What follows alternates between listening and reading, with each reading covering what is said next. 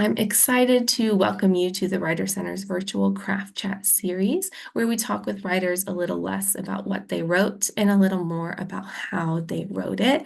My name is Emily Holland, and I'm thrilled to have Alicia Ostriker with us tonight to celebrate her collection, The Holy and Broken Bliss. Alicia, thank you so much for joining us this evening.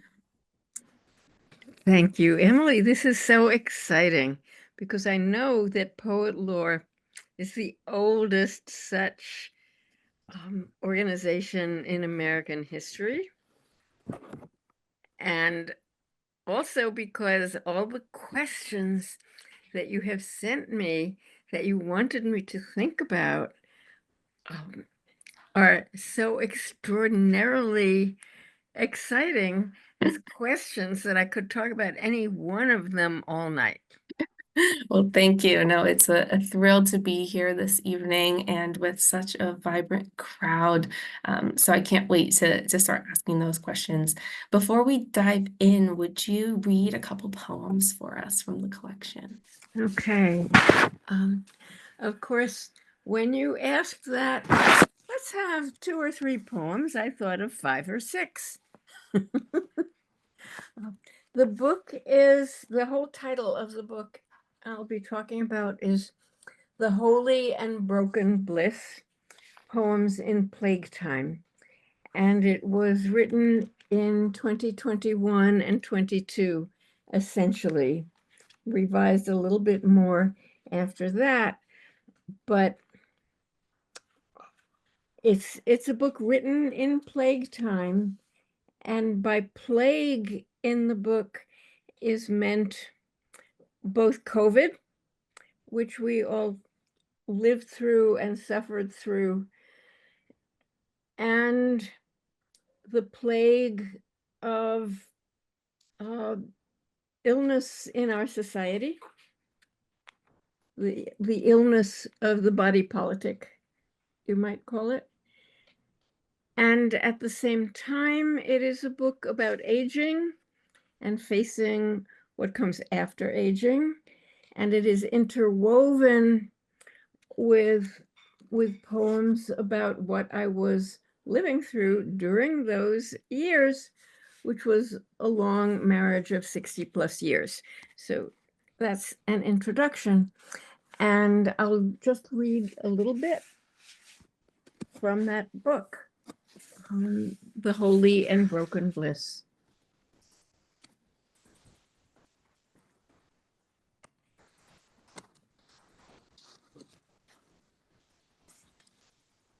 This one is called Time, and there are many poems titled Time in this book. This is a little one.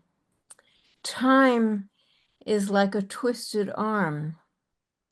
My husband is sleeping more hours, walking much more slowly. And that's just a little pinch of an introduction.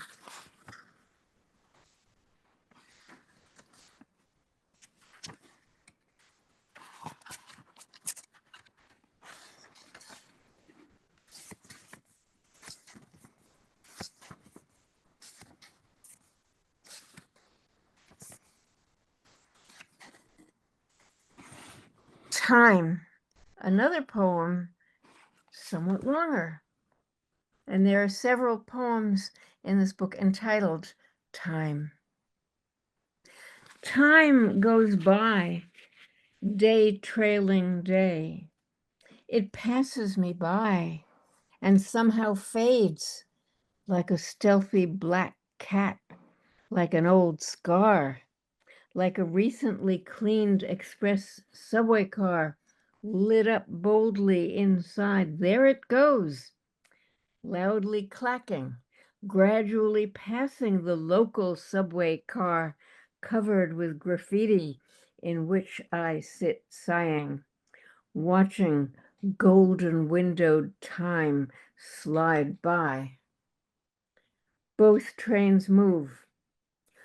One moves faster. Wait up! No.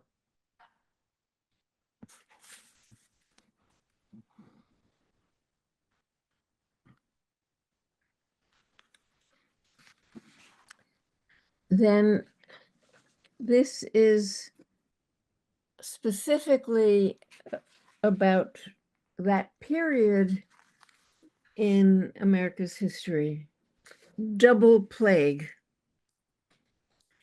Thanks to the virus, every breath we breathe, we risk inhaling a death. And the other plague continues tweeting its hate, oiling the weapons. And a facing poem on the opposite page entitled All That Year. We were body surfing a wave of public venom, attempting to swim. It was terrific, thrilling. Hate sprayed us on the left and on the right. We wondered, would it smash us into a reef? On screen, our swaggering leader, man we elected, looses lies from his lips like eels. It was a good moment for cartoonists and journalists and billionaires and lovers of guns. A good moment for poets. Poets thrive on disaster, born as we are within the wound. So let me read one more little poem that takes a different slant.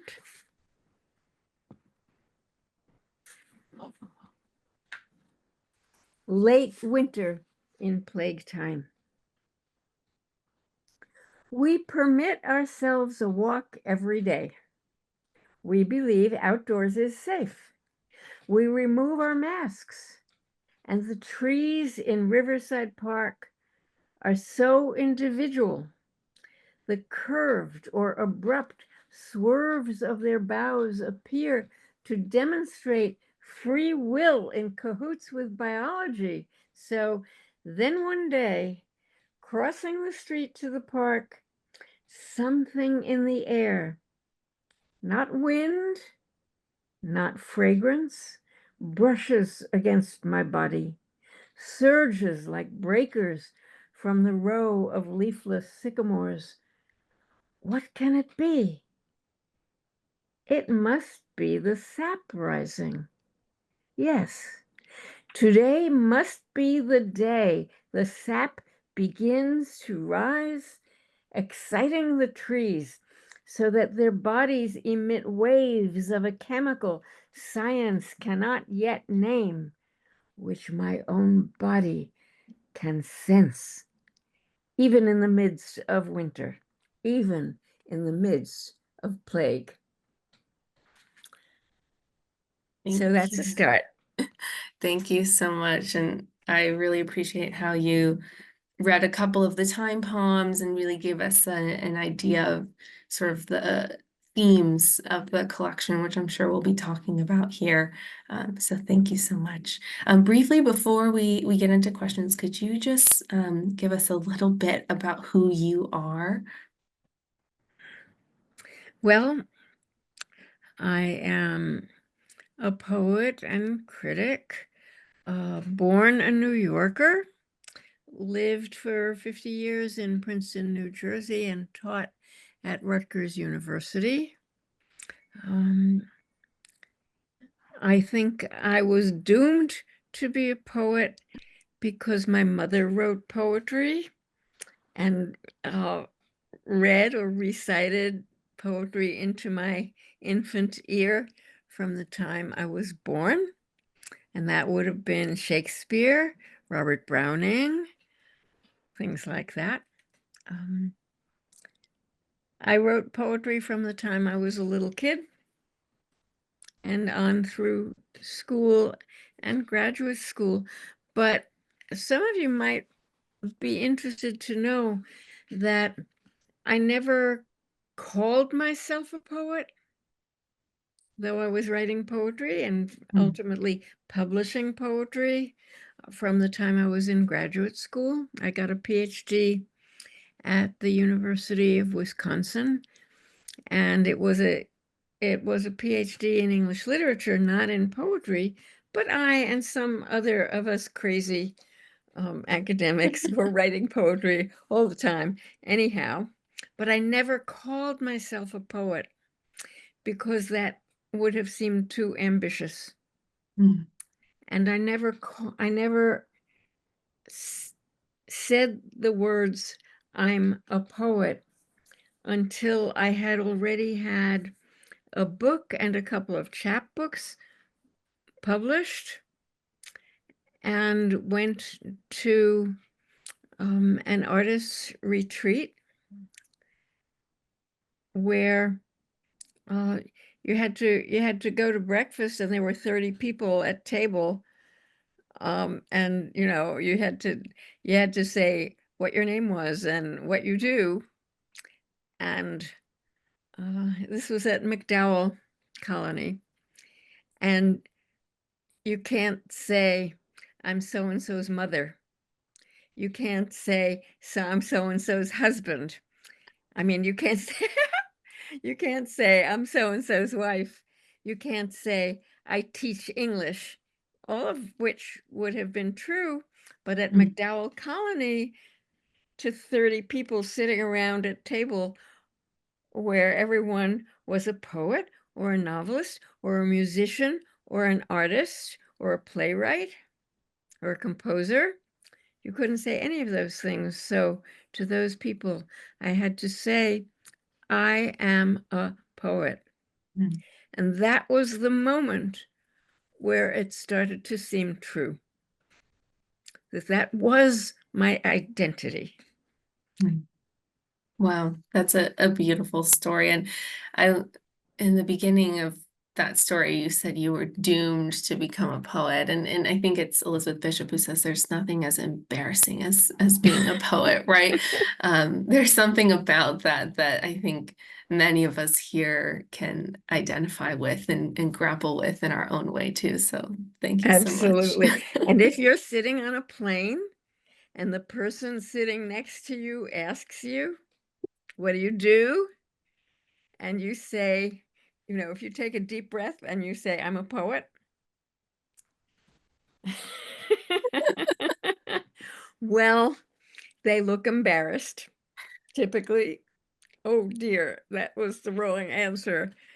But one time in every 50, they'll want to know more about it. It's wonderful. So to get started with some of the maybe heavier questions here, since this is a conversation about the craft of writing, I'm wondering, where does thinking about the craft of writing come into your own process? Maybe in this book in particular, or in your writing in general, but where are you most aware of that more mechanical side of things? I have to take this back into history because I am a dinosaur. And when I began writing poetry, I wrote traditionally.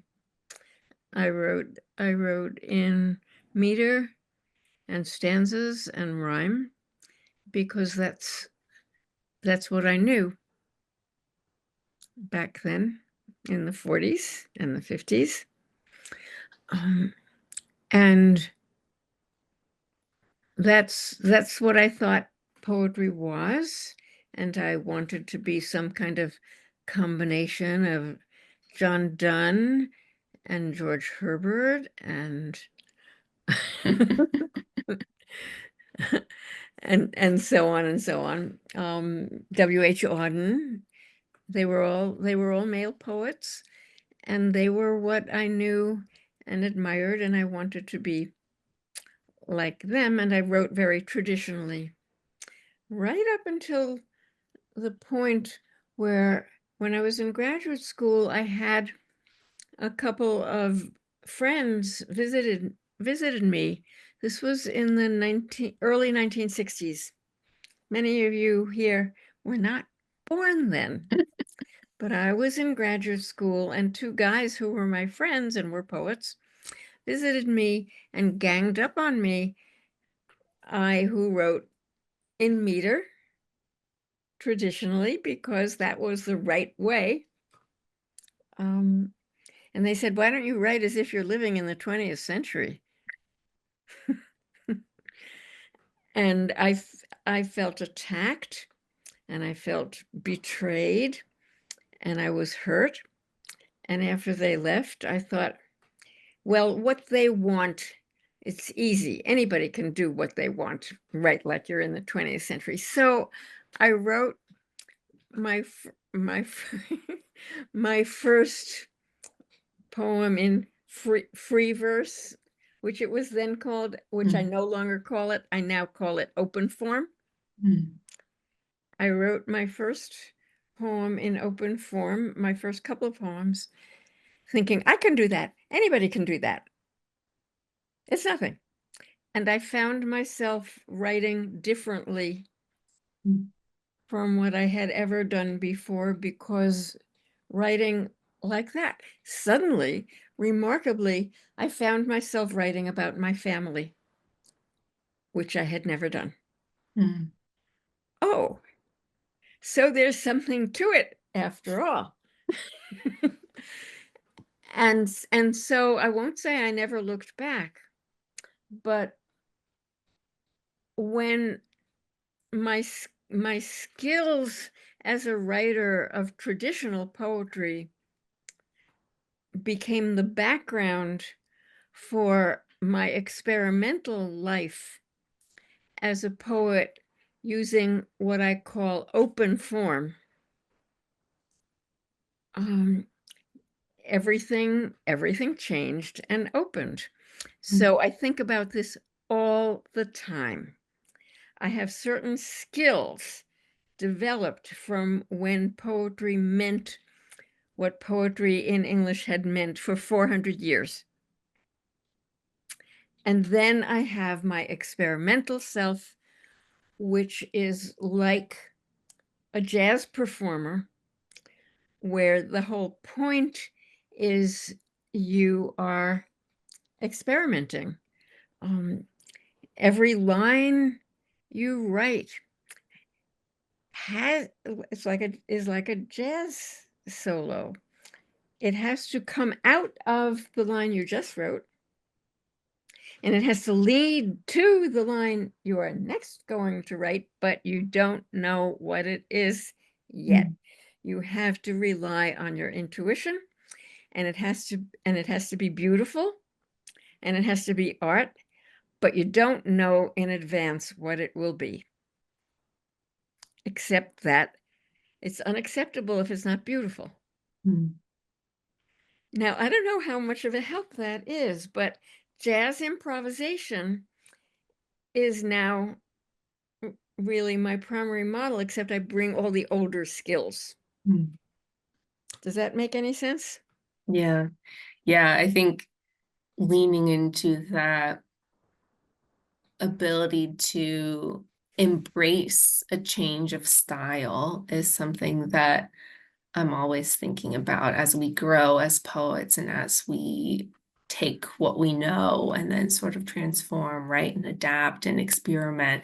I love that jazz metaphor too, because I had a couple questions about sound. So it's Yeah. perfect. We're just linking right into the next. But no, I think it is interesting to think about the difference between writing in traditional forms or received forms versus free verse or open form as well. The different kind of mechanics of putting that to the page, even in a first draft, Right. it can be really different too. Even as a first draft, yes. And um, and one other difference that I need to mention is that when I was younger, when I was starting out, I kind of knew beforehand what the poem was that I wanted to write. it was like a platonic image in front of me that the words were trying to fill. Mm. Um, and that as I went along, what became more important was the not knowing, and to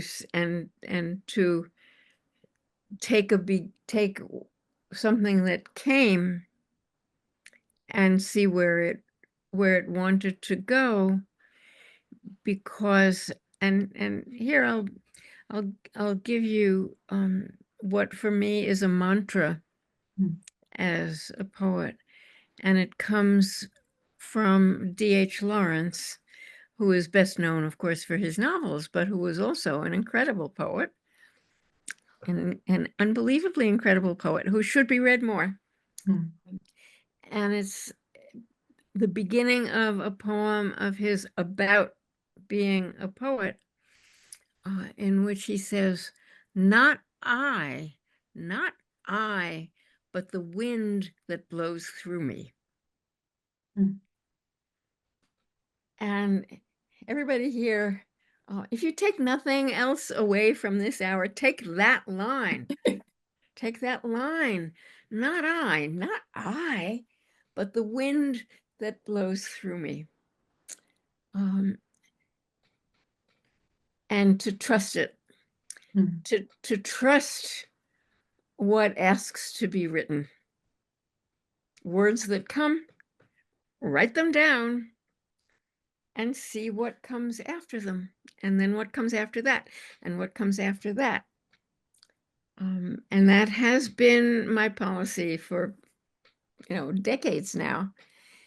And if what comes after that, finally it stops coming, and if I think there's 80% of a poem there, then I keep it, and otherwise I toss it. But that it comes not because I plan it, but because it comes, and I have to trust that it wanted to come. Mm. Thank you. Yeah, that's really beautiful. And I know that I'm kind of taking all these notes from this chat already. So this will definitely be a recording that I find myself going back to as well. Um, so you just mentioned that sort of kind of free-flowing idea of writing what comes. And so I wanted to talk about the writing of this book in particular, because it's written in and about a specific moment in time. And I think sometimes when we're trying to grapple with what we're experiencing at the moment, we can hit a lot of different blocks. So I wondered if you could just talk about how you started writing these poems, how you maybe approached them differently than some of your other books, and how you maybe navigate that kind of presence of the moment, but also this real sense of perspective and sort of realization afterwards too. Yeah, that's a very important kind of question, because every book is different. Every book has a different genesis. And in the case of this book, The Holy and Broken Bliss, um, it, the beginning of the COVID era, 2020, I was stuck. And this has happened to me before, as it has probably happened to many of you people here. I was experiencing writer's block. I was captured. I was paralyzed. I couldn't write anything worth a damn. Um, those things that I could write and look at, mostly I just wanted to throw away. And my feeling was that I was in what's called in other cultures the bardo, which is a condition between when you die and when you are reborn. And it's a blank. In some cultures, it's just a blank. And in other cultures, during this period before you are reborn and your soul is on a journey, you see things that you desire. You see things that threaten and frighten you. You see monsters, but you're paralyzed. You can't move on your own, and that's and I was reading up on the Bardo to find out what's going on with me. And that was most of 2020. And when you've had a writer's block and you find you start to write again, I think it is almost always, or maybe always, because there's something you didn't want to think about. You didn't want to allow yourself to feel.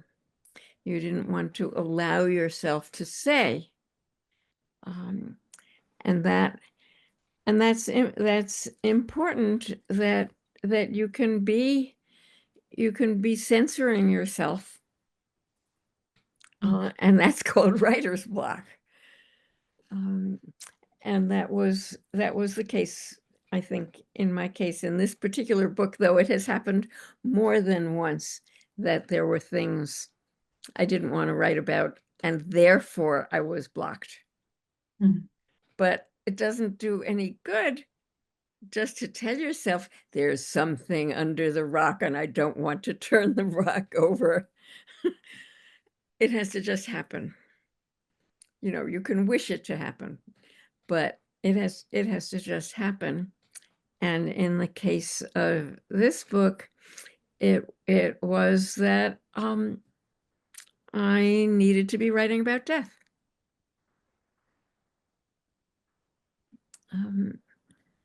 So when I let myself, and this is another mantra, really, I always tell students in any workshop, write what you're afraid to write.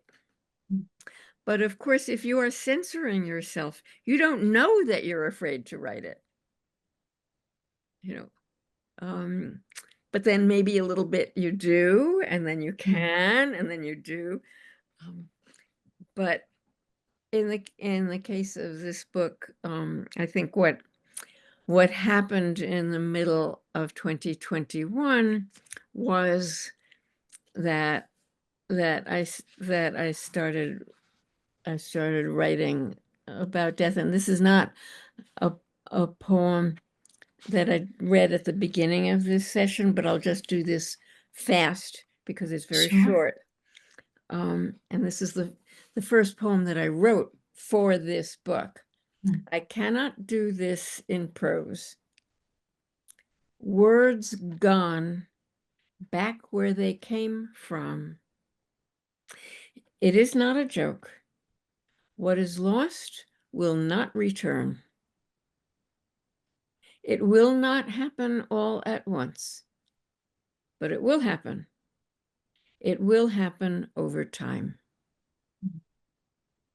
And that's why all the poems in the book with the title Time come from. But it was recognizing that I'm losing something and I'll never get it back.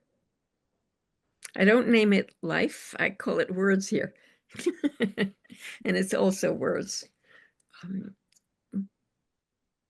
But that's when I began writing out from the knowledge that not so much that I was going to die as that my husband was going to die.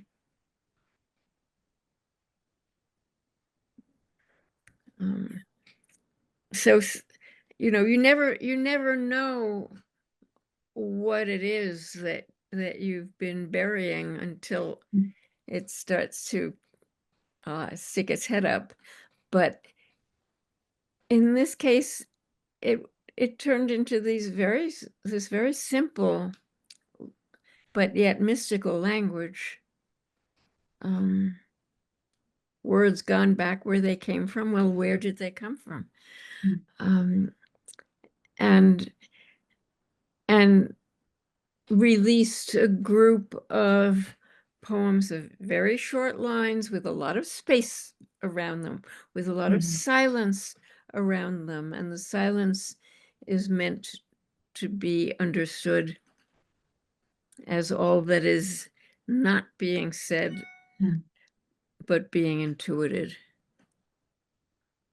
Yeah, no, thank you for sharing and for reading that poem too. I think it is the first poem in the first section, not the first poem of the book, but it really gives us a glimpse at so much of what's to come in the collection. Some really beautiful repetitions that happen a lot as well.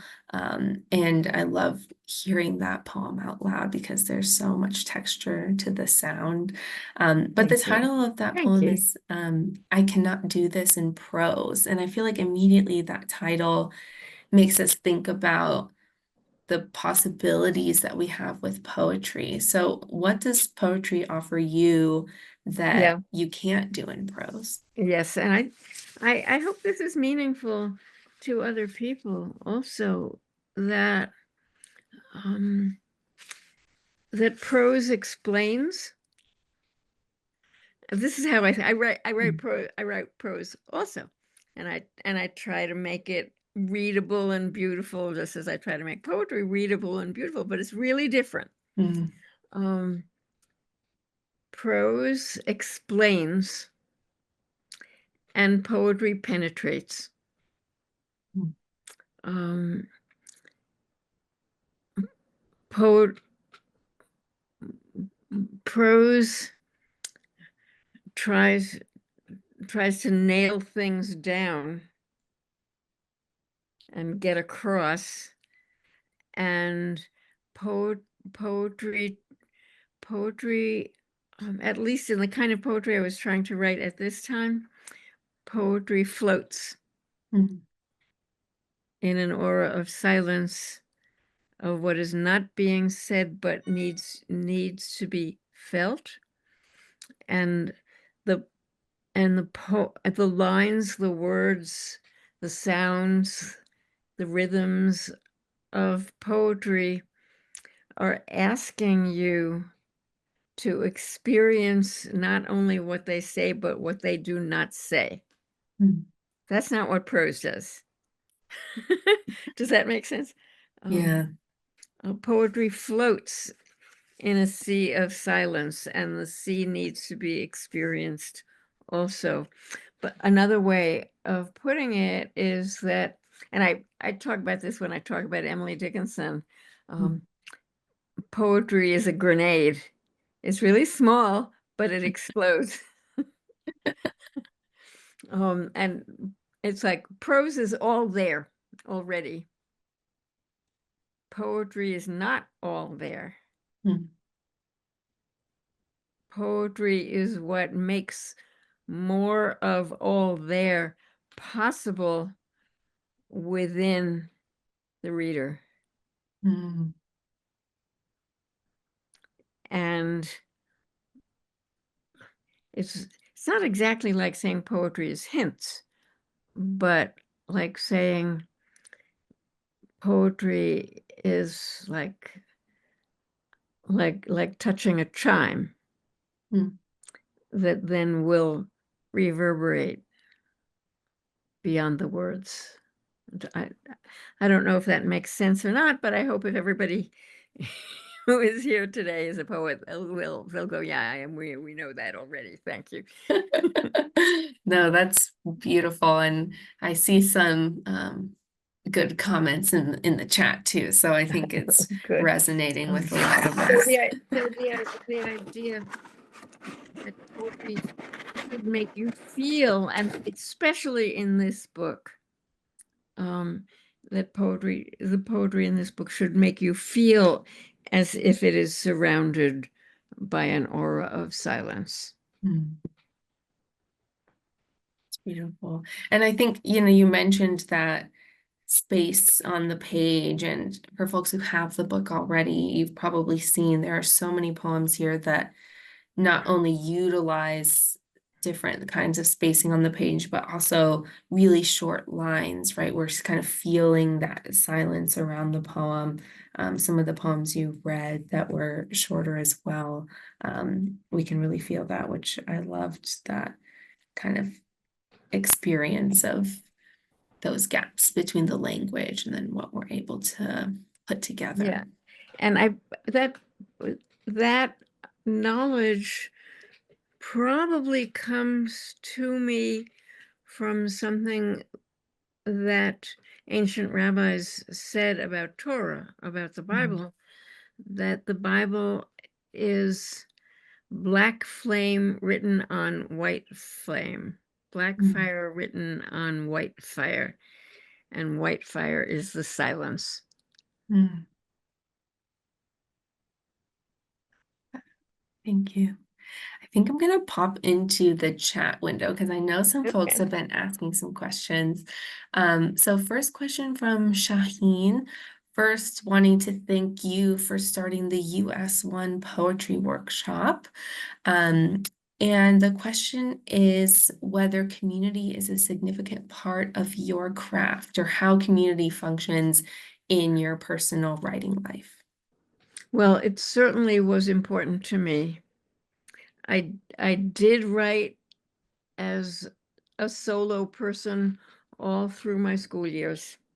I did not have a community, and I didn't really the first community of poets I ever had was actually in the 1970s, well after I had started. I wrote as a very solitary person for a long time. I wrote as a solitary person, or as a daughter of my mother.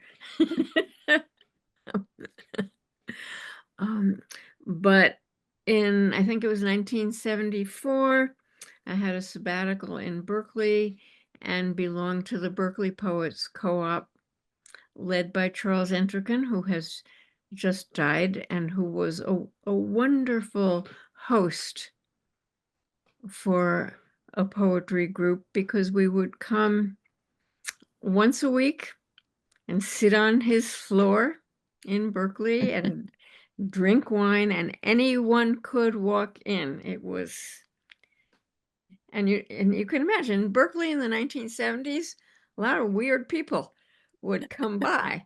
That was great. That was terrific. You would experience the weirdness, and people would read their poems, and other people would critique their poems. And if you didn't like the critique, you wouldn't come back. And it was wonderful for me, who had always been on my own as a poet. That here was this group of people sitting on Charles's floor and drinking wine and reading poems and talking about them. It made me so happy. Once a week, I could not feel as if I was weird. Mm. I could feel as if I belonged. When I went back home to Princeton, a, a friend who had previously been part of Berkeley Poets Co-op, and I and a couple of other people, a group of us, started US1 Poets Co-op on the same principles. Once a week, sit on the floor or whatever, drink wine, anybody can show up. Mm. Nobody is excluded. And people may exclude themselves because they don't like the critique, but it is a community, and for years, I can't say how many years, but it has to have been at least 10 years, I think, every Tuesday. Mm. And it's incredibly wonderful to have a real community that meets that often. Mm. I think many poetry groups meet once a month, and that's good, but it's not as good as meeting once a week.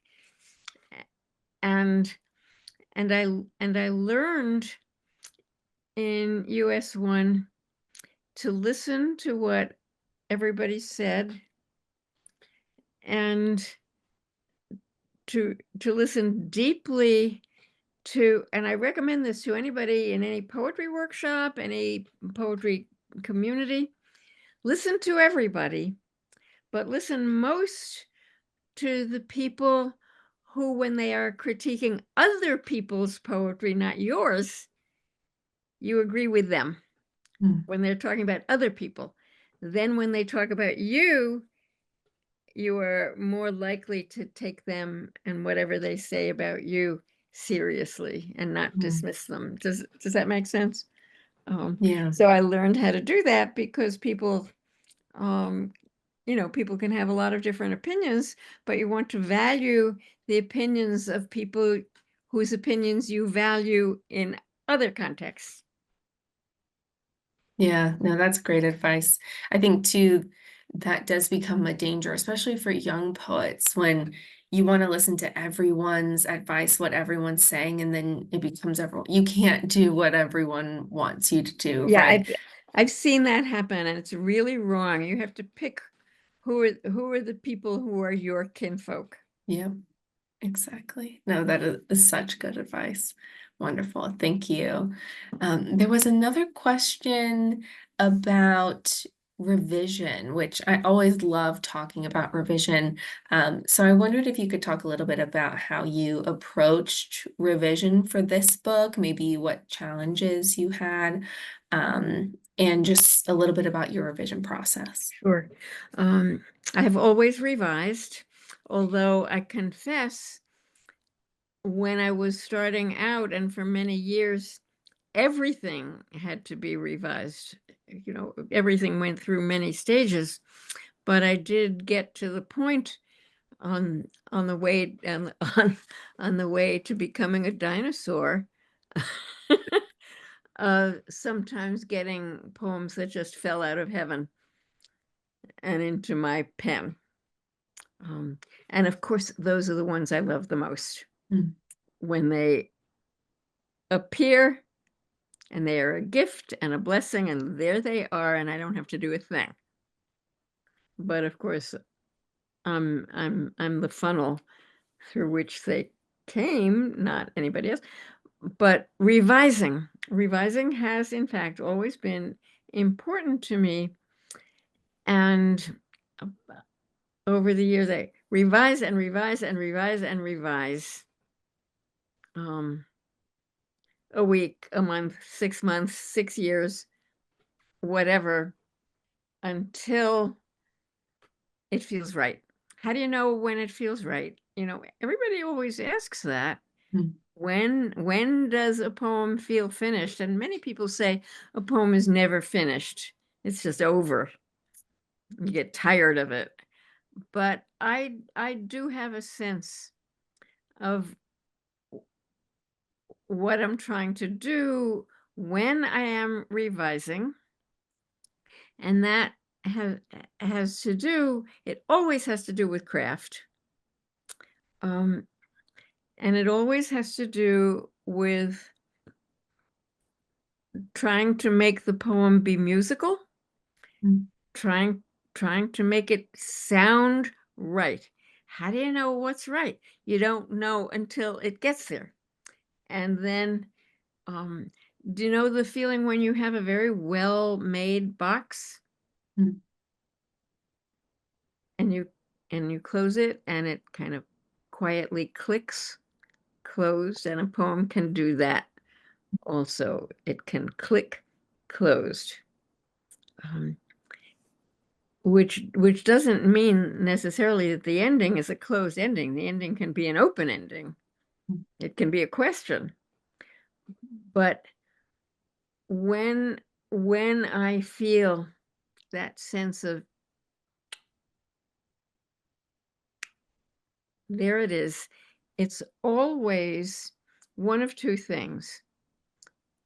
Either the music wasn't right, the vowels and consonants didn't go the right way together, the meter didn't go right.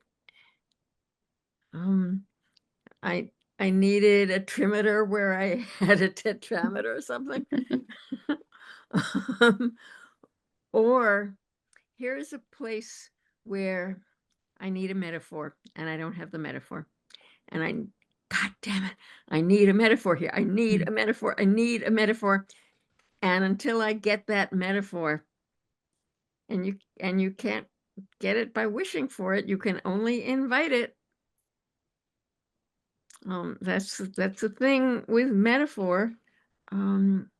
It can light up a poem, but you can only pray for it. You can only wish for it. You can only invite it. You can't make it come. But metaphor is very important. And if I haven't found the metaphor, then the poem isn't finished.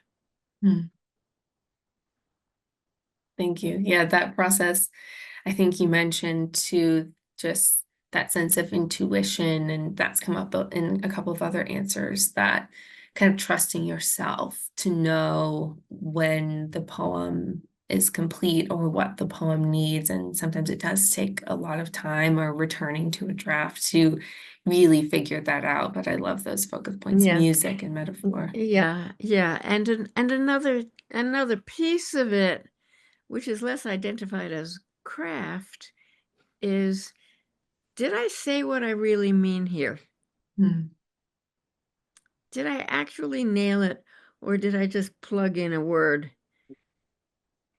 that does not convey what my soul wants to convey? And to be troubled by not having truly communicated what is deepest.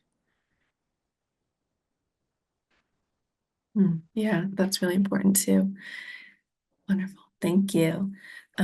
Alex has a question in the chat, and he writes, with students, I edit a journal of global spirituality and the arts at Northeastern University.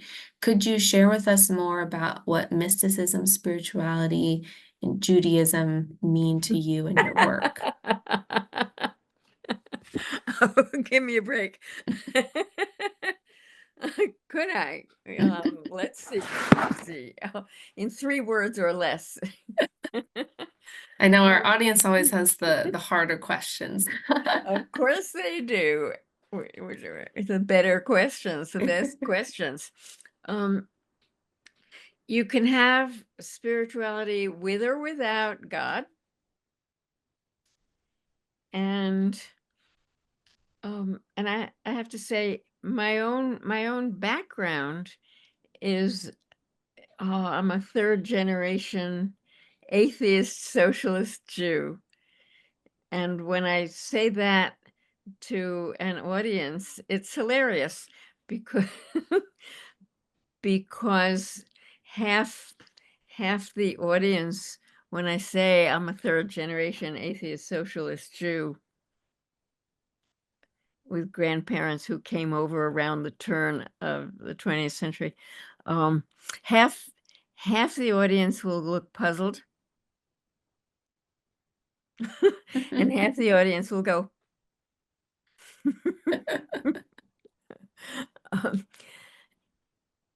And it's like a friend told me, for a Jew, God is optional. And you can be deeply Jewish without believing in God, or, as in my case, understanding that God is a projection of us, or God is a metaphor, but then we can understand ourselves as metaphors also. We too are the creation of the human imagination. And for me, I began reading the Bible when I was in college, though I had always been drawn to spiritual poets. I wanted to be John Donne. I wanted to be George Herbert. I wanted to be Gerard Manley Hopkins. And most of all, I wanted to be Walt Whitman. I wanted to be William Blake. Um, I, I wanted to be the poets who had experienced the holy, the Mm, sacred, the life of the spirit, which, as one poet says, is always there, but it's not just outside us, it's within us, mm, the life of the spirit. Um, and I had experienced it as a child, so I recognized it when I encountered it in poetry, and those were my favorite poets. mm, And some of them were Christian, and some of them were like Whitman, didn't have a church. He just had the life of the spirit within him. mm, And when I read him as an adolescent, I thought, yes, yes, yes, he is saying what was just below the surface of my own consciousness. mm, And when a poet does that for you and brings what you have been almost conscious of into consciousness, that's a wondrous thing. And I think there is a life of the spirit, and it is always sort of just beyond us, but it is always also just within us. mm, Don't ask me to explain that. I can't explain it, but I can understand it. I mean, I can experience it. I can experience the life of the spirit being both beyond me and within me. Um, in the case, it, eh, when how I deal with that as a Jew is I started reading the Bible not as a kid because my family didn't know anything about Judaism, not a thing. They rejected it. It was all superstition to them, but I had spiritual experiences. What was I going to do? Um, and so what I was going to do was love those poets. But then when I first read the Bible in college, um, thinking I was going to read it as literature, and finding that I bonded with it. Oh, this stuff is my stuff. mm, These stories are my stories. The men and women in this book are my mothers and fathers.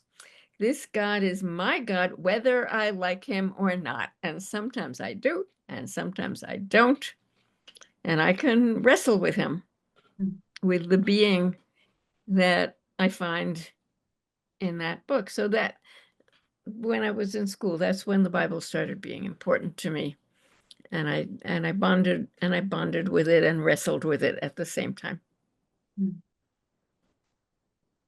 Thank you, Alex. Hopefully that answers your question there. I hope Um, so. thank you so much for sharing all that too. I'm just glancing at time, we're running close to our hour, which is always the worst part of the evening.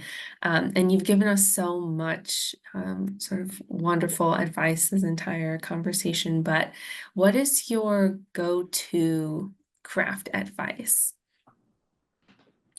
My go-to for advice. Um, well, when I was part of a group, it was the group. Um, and for a while, for a while in the last 10 years, I have had an online group of women's poets.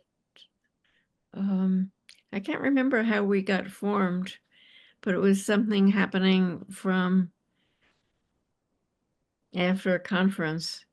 Mm, But it was a group of fewer than 10 women poets, and we would just um, share our poets online and hear what everyone had to say about them. And that was very helpful to me, not because I agreed with anybody, but it was the same as it was when I was in Berkeley Poets Co-op and when I was in US One. Um, you you get you get comments from a group of concerned people, and it's not so much what you agree with or disagree with as it, it gets you started revising. It Mm.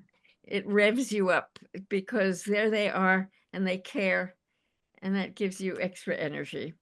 So to be involved in any group is so valuable.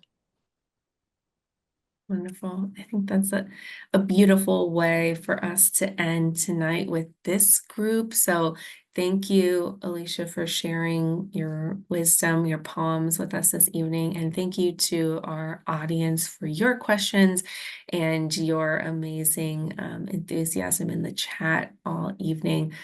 It's always a joy to spend at least a little bit of time talking about poetry every week. So thank you so much, Alicia. My gosh, there's so much in that chat and I haven't read it. And please, please, please, if you don't already pick up a copy of the book, we heard a few poems, but you'll want to read them all. And I hope you all enjoy the rest of your evening. And again, this recording will be available soon. So I know I'll be going back to it and hopefully you will as well. Thank you. Thank you so much. This has been so enjoyable. Thank you.